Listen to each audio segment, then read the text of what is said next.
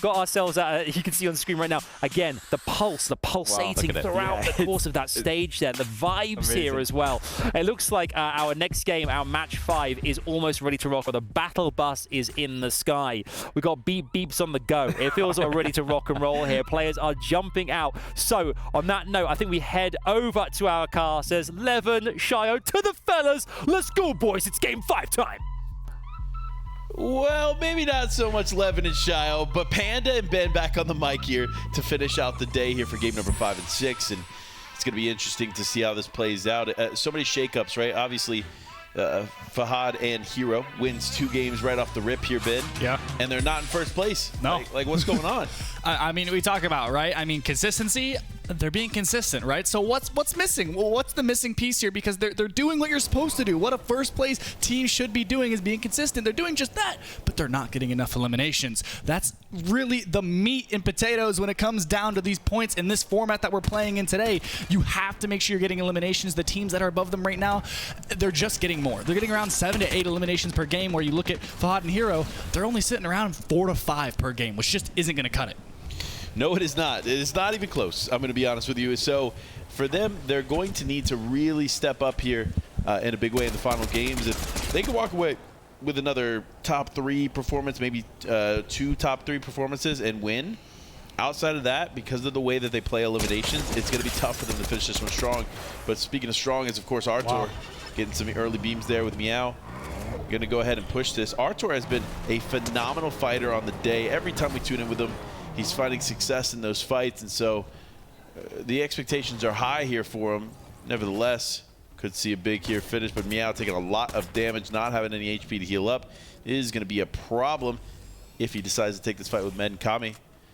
Never underestimate Meow, though, because this guy knows what he's doing here, especially alongside his teammate Artur. You see the way that they split to take the fight. Artur stays on the high ground, Meow down low. Definitely a great execution. Not going to be able to convert this into eliminations. However, a little bit of damage along the way if needed. Just have to make sure you can hold this high ground position now. Med kind of lurking close, though. The teammate is now knocked, so a 2v1 situation. Med forced to clutch up for the team here. Either look for the reboot later on or maybe a sneaky elimination, but just lying low. No shield and inventory, so not really an option to try and make too much of a play to overextend. So a smart option here to try and just hide here down behind the tree. You know, sometimes you just got to do it, right? You just got to hang out behind the tree and play patient, play as a solo, not really overextend, not throw anything away. And smart play on their part, of course. They should be able to get their teammate back into this one. You never know, though, depending on the pressure from Artur and his teammate, Meow. It could be tough to get him back in. Nevertheless, we'll figure it out as this game continues on. And there it is. Med, unfortunately, going to go down. Does end up taking out Meow there. Not fully, just gets the knock, but it does look like Artur should be able to get him back in the game. Now, though, the focus switches as Assad is up top, high and hungry for an elimination onto this team. Assad and 08 have the kind of natural cover here atop the barn, just looking over. Azer and Rish just inside of this bunker, just trading back and forth with these MKs. No significant damage dealt. You saw some grenades going out, but again, nothing landing, so the sprays come through, breaking down the cover here.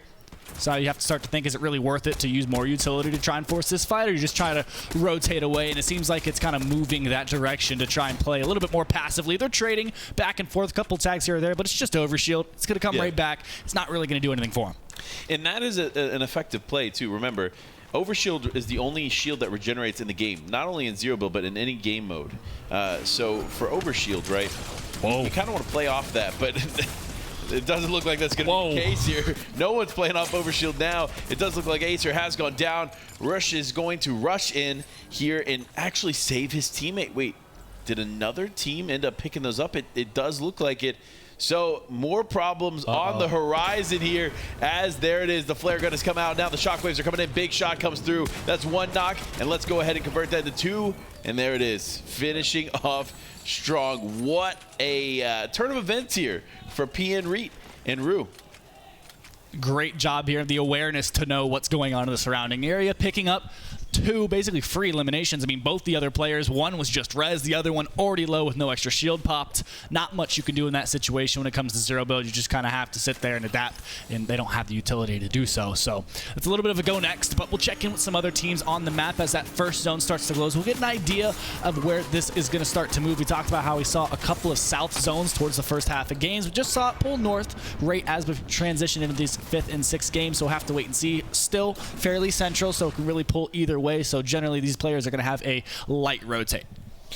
Yeah, rotation, however you spell it out, definitely going to be a focus here for these players.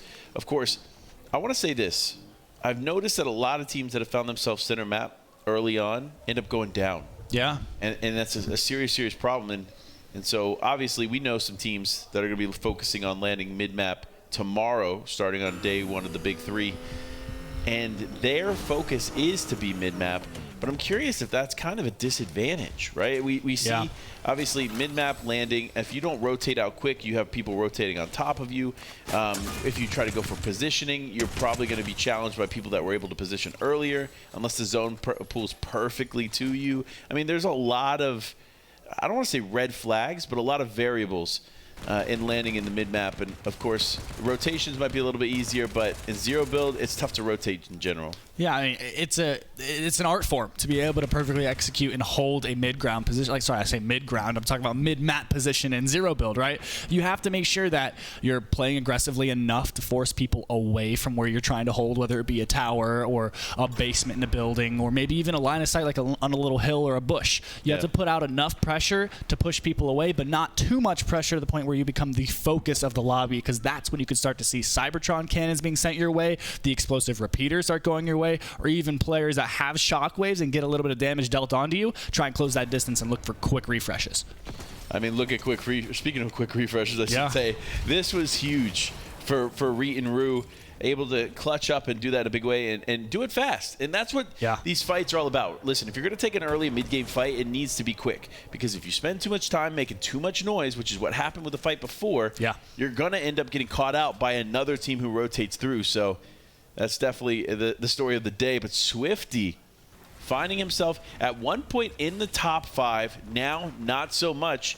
He is going to need a big push here in the second, I don't want to say second half, but last 2 games. Yeah. Because it really comes down to this, the penultimate game here, as of course 11-2K loves to mention.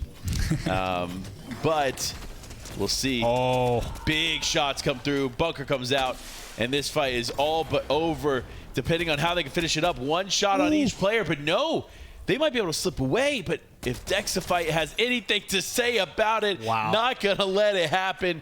Quick 2-piece there for them, and they're going to be sending them back to the lobby. That's just the issue there, right? I mean, we talk about bushes, and a lot of players like to play them just because you don't have to use any of your items. You don't have to use a bunker. You don't have to try and fight for a tower or something like that. You can just kind of post up and sit there for a little bit, wait for his own. But if a team is aware enough to think and know that, hey, there's a couple teams that are supposed to be landing near us, where'd they all go? Maybe they're sitting in a bush somewhere, and then you get double cannoned and taken out.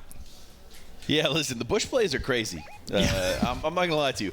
It's funny to look back at, like, Chapter 1 when we were like, oh, look, it's a bush camper, bro. Like look at this guy. Ha, ha, ha. And now it's like, oh, I play zero build. And, yes, I play the bushes because I'm actually a better player, and I understand that that's such a huge advantage in those moments. So. And they play for $2 million. Yeah, and they play for $2 million in a bush. So, you know what? Listen, a different world and a different time we live in when Fortnite it favors the bush campers. But nevertheless, of course, Reet in Room using the top mobility choice of the weekend, mainly because it's the only mobility choice of the weekend, other than the existing launch pads and such in like the snowy areas and whatnot. But it's definitely been a tale of toughness here for Merstash and Kakarot, who, again, had high expectations going into the day. I think it was a top pick for just about everybody. And unfortunately, that's going to be another down there for Merstash. Gets knocked here in this moment. Kakarot going to have to hold on here for the team. But if VimQ has anything to say about it, the problem will rely on, oh, man. It does look like Kakarot going to Shockwave away. Tries to get Merstash to Shockwave with him. Unfortunately, not going to be able to pull him fully along the side. But now Kakarot just going to slow down, stay in this one, and attempt to survive.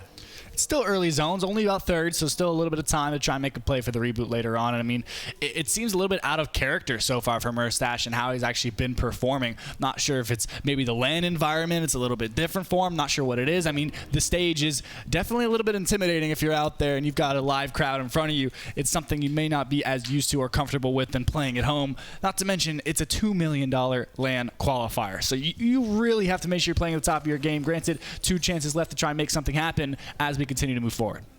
And it looks like only one chance now for the team as Kakarot has gone down in the elimination feed, which means Kakarot and Merstash are out yet again here in match number 5. So one big game to finish it off could end up potentially getting them in contention. I don't know. It's tough to call without seeing their points live as of right now. Yeah. But it'll be a close one for them. And you know Merstash is going to go for a heavy Elim game. This man knows how to get Elim, so if anybody's going to be able to make a big comeback in the final game, it's definitely him. So we'll pay close attention to see how that plays out, though. But looking at the leaderboard right now, I'd love to see Cal and Nema up there right close to the top. Of course, you got Artur and Meow, another favorite. We talked about some of the big names to expect, and of course, Artur, Rapid, and Bloomy. All names that we said, hey, like, you have to pay close attention to these teams because they're going to do well today, all in the top 6. Yeah, I mean, it's the players that we know, right? They're the ones who are comfortable in this kind of environment. They know how zero build works and functions at a high level. They're the ones that are going to execute when it really comes down to it. We talk about it over and over again, it feels like, but the name of the game is minimizing hesitation, and the ones who have the experience, whether it be in standard BR or zero build, are the ones that are going to show out on a stage like this. Hesitation is probably the biggest factor in zero builds. 100%. It's so different when you're playing the standard BR, which most of these or some of these players are traditionally used to.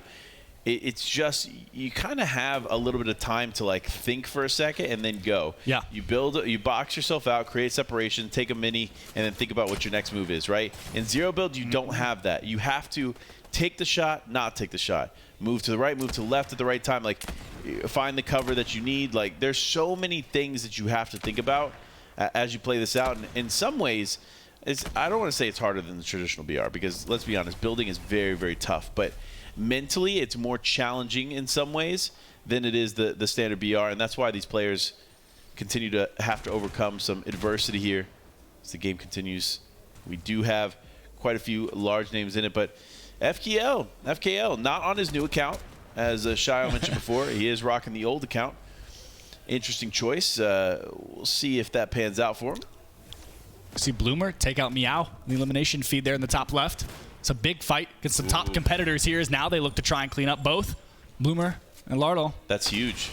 Seems like one was able to slip away. Artur now taking fire from a different duo. So that's 4th being taken out by 6th. Remember, and that's the points are so close here in the final moments that fight is more impactful than probably any other fight that's going on. Yeah. I mean, by far, taking out these competitors directly ahead of you on the leaderboard, not only are they going to put them at a disadvantage for points on this game, but that's going to mess with their mental. And with only one game left, that's how you make massive strides. Yeah, we'll see how it affects him as the game continues on. But of course, we have to showcase Swifty. This guy, I'm telling you, he's one of the most talented zero build players in the space. And I was shocked when he didn't qualify through. Yeah. But sometimes that's how meta changes work. And of course, we saw him in DreamHack Summer, and I definitely had high expectations for him. But I'm not counting him out just yet. 2 games left, including this one. Yeah. He's still in this one, healthy with his teammate, and he's doing the right play, which is playing in the storm a little bit, which we typically find teams finding success through these storm plays as long as they play it correctly. Of course, if you find yourself too deep, like we might be seeing here for the Mega City teams, it could be a serious problem. Fortunately for Real Pro Aim, he's just being gifted a med kit alongside his 2 legendary slurp juices. I think he'll be all right. Yeah, pretty impressive setup here. Sees to make sure they make it into this next zone. No bunkers in inventory. Have to hope the teammates made up that. Because now, of course, stacking 2 to 4, we were talking about it in the green room, right? I mean, just the sheer amount of bunkers we see in the end game is absurd. It's just straight bunker fights. You don't see as much of the kind of playing with nothing left in your inventory. You're peeking over a hill, trying to make a last stand, just gunning down back and forth against another team. There's usually something left. So you can find an old bunker or old cover from another team and just kind of slip into it and then try and play your life a little bit, jiggle, peek a corner, look for an elimination, whatever it might be. But there's a lot more opportunity. You know, one thing I want to talk about real quick is the use of the flapjack. This bad boy has been underutilized, in my opinion, in today's games. Not underutilized in general, to be clear, but underutilized in these games. Is the flapjack rifle is, in my opinion, a positive challenge for the MK Alpha. You see a lot of teams opting for MK Alpha. It's a little bit more accurate at range.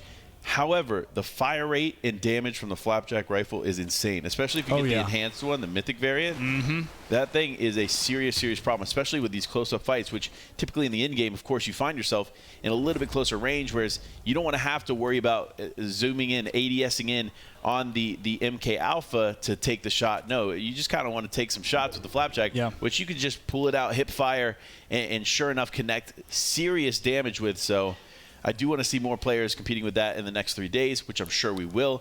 But on the day so far, of course, the MK Alpha remains supreme in the rifle department. Yeah, I mean, that's the one thing you talked about, right? The hip fire ability of the flapjack. It's really impressive. And we've seen some fights be determined by the fact that the team's holding the mythic flapjack, right? I mean, you can dish out some damage from distance to flapjack if you have a teammate that has good aim and can hit their shots with the MK from distance. And then if someone's shockwaving on you, that's the difference, right? Even if you're on low HP as the team starts to push you, that can change the tides in an instant. It definitely could. And listen, Fahad and Yanks, right? We've talked about some Fahads here on the broadcast, but we haven't spent enough time talking about this duo. And again, one of the big duos coming into it, the Falcon team, of course, representing strong here in the Middle East qualifiers, but also in Gamers8 in general, with the big signing of Pink today, alongside, of course, they already had Tayson and others. So big weekend for the Falcon boys. I'm curious how they're going to finish the weekend. I'm definitely going to be paying close attention to them, especially with the new signing of Pink. But nevertheless, we have to see if these Falcon boys can make it through alongside Trick Shots and Swifty, who again look to be finishing this one strong. You see, look at all the bunkers they have. Oh, yeah. So they have 10 bunkers amongst the two teams, or two teammates. Like, that is insane to think about. And in the end game, they're pretty much set. Yeah, I mean, pretty much whatever you want to do. Any kind of cover, you don't really have to worry about it. Just focus on rotating and positioning yourself on dead side where there aren't as many players. Because if you can get there, throw as many bunkers as you want to make sure you don't get pressured off that point, because it could pay off in the long run. Zone pulls for you. You're able to hold down some high ground cover. Even though you're getting pressured, you'll be set up really well to pick up those late game eliminations. Because, I mean, it's stacking up the 4. You have to imagine, I mean, either they're going to be set up really well for the long run, or whoever takes them out is going to be set up really well for the long run. Yeah, I mean, it really depends, because we've been hyping up some teams today that had clear advantages in a fight, and then all of a sudden they're out. Yeah. And we're just like, what just happened? And that just shows you the variability of these games. While you think a team might have an advantage, might have a great position, might even have a better loadout, and they just ultimately go down. It's it just kind of speaks to the caliber of players that we're seeing compete against one another. But Fahad and Hero, game 1 and 2 champions, second place on right now, not too far away from first. Still in this one here in the final moments. I'm curious where Smicky and Satam are. This duo definitely going to be a force to deal with for Fahad and Hero as they're still in it. We look around and sure enough, I don't see him. I'm curious if they are still in it. But Mansoor and Adapter, one of the teams that played in the DreamHack qualifiers quite a bit, got that experience here in this format that we're playing on right now, which is at 60 points for the win, 5 points for elimination. They got some experience, didn't quite qualify through, but they're coming back in style here today. So we're going to be paying attention to them in the final game as they stay alive here in match number 5. But Salva and VRG just going to rotate on.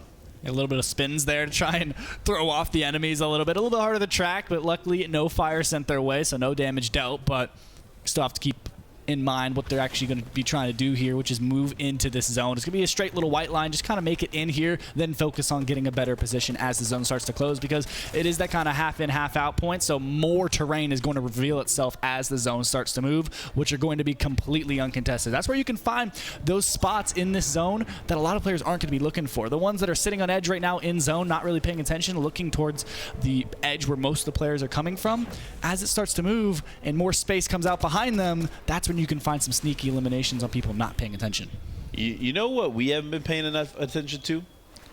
Cal Gamer and Nema, right? I don't know if you saw Cal's pickaxe, there's a certain little prismatic shine to it that only a very few people have. If you know, you know. It's the FNCS champion pickaxe. But no, we also have to focus on Satam going down. That's our first place team going to be out of this one earlier than expected. And this is where big strides can be made. Other teams can look to try and send their way up this leaderboard, and Swifty and Trick Shots looking to do just that. 8 eliminations so far this game. That's 40 points, and now they're going up even more, finding 9 and still putting out big damage. It'll be Grev in the distance and the rest of the lobby as well. They're set up in a perfect position here on Edge to rack them up here. I can hear Mini Miner cheering from a mile away for Swifty as they just continue to climb here on the leaderboard in the final moments.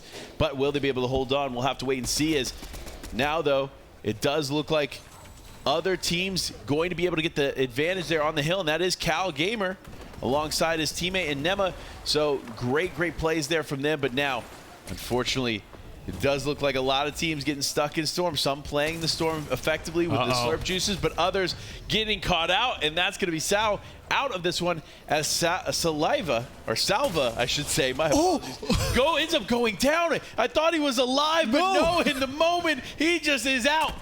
It's the teammate, the other solo just below the bunker, not aware it's not their own, gets taken out without paying attention. Not really the way you want to go out, but we'll keep moving forward. Lardle and Bloomer still in this game, 4 eliminations, so not really a high number, but they're in a good spot here to try and find some more. Zone pulls far away. A majority of this lobby has to move through, and we're down in the jungle. A lot of awkward angles here for most of these players to take, not to mention the hot mushrooms.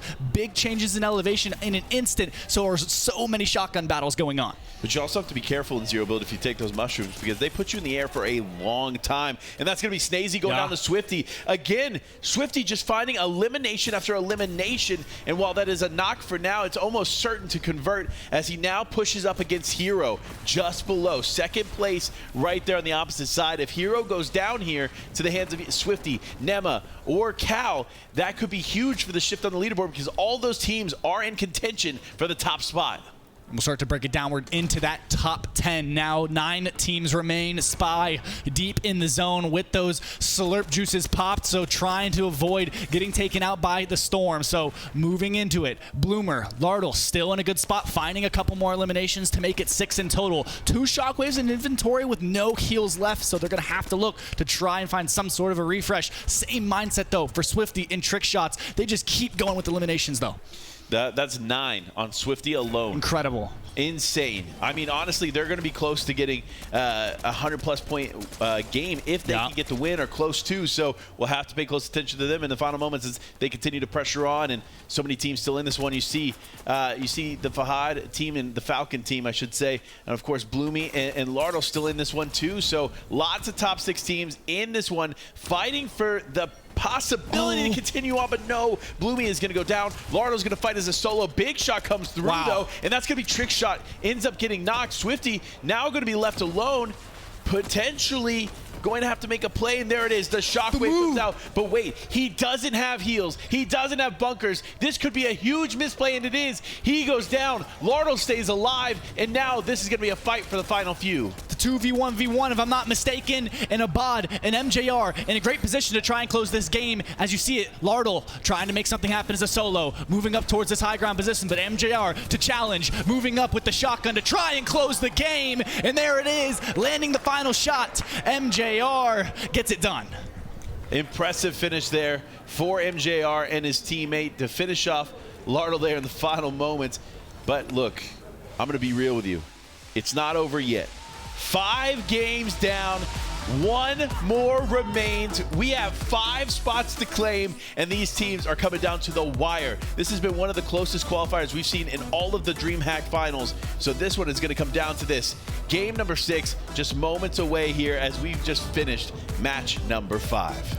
So we think the competition's stacking up for the finals. It's stacking up here. If anything's going to be an indicator that we're going to be in for a show for the next 3 days, it's this right here. And we've got 1 more game to lock in those spots. These players have to start to be conscious of where they sit on the leaderboard now. And this is where we'll see massive gameplay shifts going into game number 6, because it's all or nothing. All or nothing here in the final moments. Who will come out on top? Will Fahad and Hero claim their top spot back? Will another team like Swifty climb up to the top spot? And who else will fight for the top 5? we'll just have to wait and see. We keep going. These players have worked so hard to get to this point, 5 games down. All the mistakes they've made up to this point have to be sitting in the back of their mind to analyze. Do they switch up the drop spot? Do they change up the loadout? Do they carry more bunkers? Do they carry less bunkers? All those little changes that you can make in your gameplay have to be made now. You have to make those changes. And again, it's 5 games down, 1 to go. Panda, I mean, we've got 1 left. I can't wait to get into it, but I mean, any final thoughts? I mean, look, the only thing I can say is we're in for a treat. Match number 6 is going to be one of the closest finishes here, especially based on this last one. The last 10 teams were all like top 5, top 6 teams. So it really is a close finish here for a lot of these players. But it's time. We got to go to a quick break before we get into the final match of the day. So don't go anywhere.